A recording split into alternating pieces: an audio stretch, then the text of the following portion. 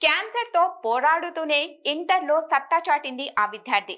కర్నూలు జిల్లా గోనెగండ్లకు చెందిన సృజనామృత 2 ఏళ్ల క్రితం నుంచి బ్లడ్ క్యాన్సర్ తో బాధపడుతుంది. ఒకవైపు చికిత్స తీసుకుంటూనే మరోవైపు చదువుపై ఆసక్తి పెంచుకుంది. డాక్టర్ కావాలనే లక్ష్యంతో పట్టుదలతో ముందుకు అడుగువేసింది. తాజాగా వెలువడిన ఇంటర్మీడియట్ ఫలితాల్లో ఇంటర్ బైపీసీ ఫస్ట్ ఇయర్ పరీక్షల్లో మొత్తం 440 మార్కులకు గాను ఏకంగా 420 సాధించి అందరినీ ఆశ్చర్యపరిచింది.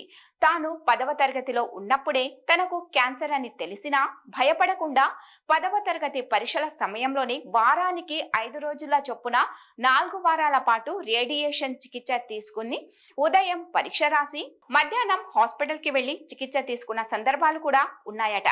కీమోథెరపీ బాధను భరించలేక బాధతో విలవిలలాడేదట. అయినా ఆసుపత్రికి పుస్తకాలను కూడా వెంటే తీసుకుని వెళ్లి మరీ చదువుకొని 10th పరీక్షల్లో 600 మార్కులకు గాను 493 మార్కులు సాధించింది.